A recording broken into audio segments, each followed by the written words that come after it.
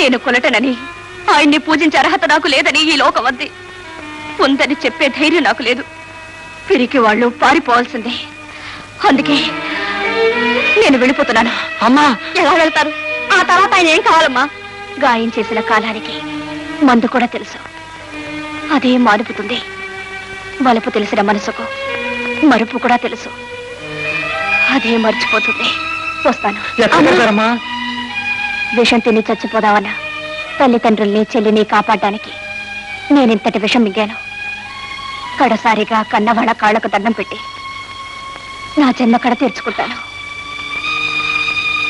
వస్తాను.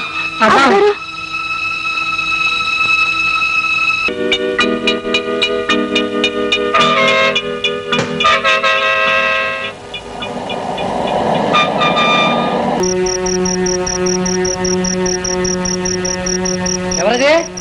ఎవరంటే మాట్లాడమే. నువ్వా? ఎంత ధైర్యం, ఎంత ధైర్యం! మళ్ళీ ఈ ఊరికి ఏమో అంబెట్టుకొచ్చావే? ఒరే వీరయ్య, సుబ్బయ్య, ఎంకమ్మ, పుల్లయ్య, అందరూ రండ్రా.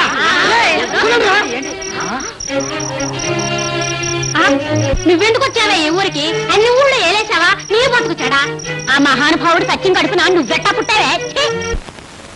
ఏవే, ఇంకా నువ్వు బతిగా ఉన్నావా? ఎందుకే నీ బతుకు? నిన్ను కన్నందుకు, నీతో పుట్టినందుకు మీ అమ్మ నాన్న చెల్లి విషయం నేను తెచ్చారే.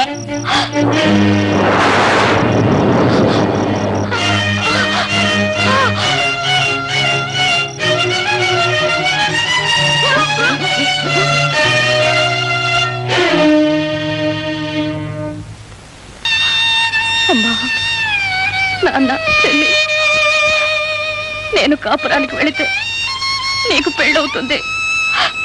అమ్మా నాన్న సుఖపడతారనుకుని నేను చేసిన త్యాగం మీ అందరి మరణానికి కారణమైంది. ఇలా అవుతుందని నేను ఎన్నడూ అనుకోలేదు.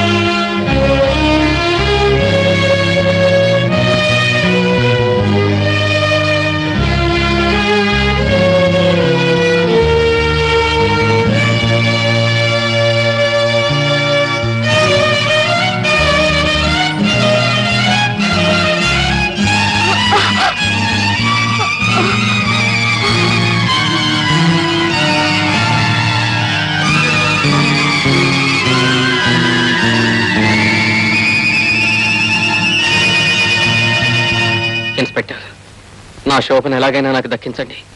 ఆమె లేకుండా నేను జీవించలేను. ప్లీజ్. మిస్టర్ వినోద్, మీ బాధ నాకు అర్థమైంది. మేము చేయాల్సిన ప్రయత్నాలన్నీ చేస్తూనే ఉన్నాం. మీరు చెప్పిన ఆమె గుర్తులతో అన్ని పత్రికల్లోనూ వేయించాం, రేడియోలో కూడా ప్రకటన చేయించాం. కానీ ఆమె ఆచూకీ మాత్రం తెలియలేదు. కనీసం ఆమె ఫోటో అయినా ఉండుంటే ఏనాడో కనిపెట్టే అవకాశం ఉండేది. ఇన్స్పెక్టర్, ఈ లోకంలో భగవంతుడు ఒకడున్నాడని అందరూ అంటారు. కానీ అది పచ్చబద్ధం. ఎందుకో తెలుసా? నా శోభ ఎప్పుడూ ఆ సీతారాముల్నే పూజించేది. అయినా చివరికి ఆమె గతి ఏమైంది? మిస్టర్ వినోద్, మనం చేసే చర్యలకు భగవంతుడు బాధ్యుడు కాడు. భక్త రామదాసు తానీషా సొమ్ముతో భగవంతుడి గుడి కట్టించాడు. తనకు గుడి కట్టించాడే అని ఆ భగవంతుడు అతనికి శిక్ష లేకుండా రక్షించలేదు. నేరం ఎవరి కోసం ఎవరు ఎందుకు చేసినా నేరం నేరమే. ఆ నేరం చేసిన ప్రతి జీవి శిక్ష అనుభవించక తప్పదు.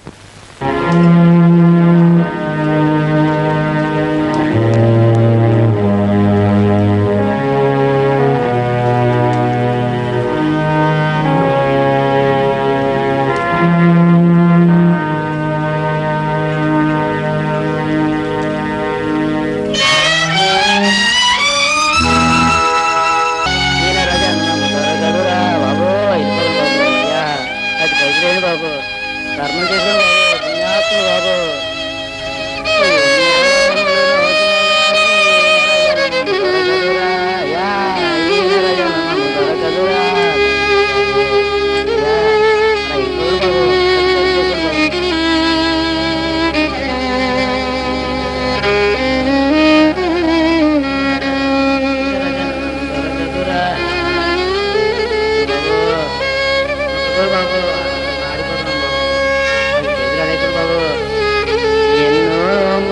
వచ్చిన గాని నరజన్మం దొరకదురా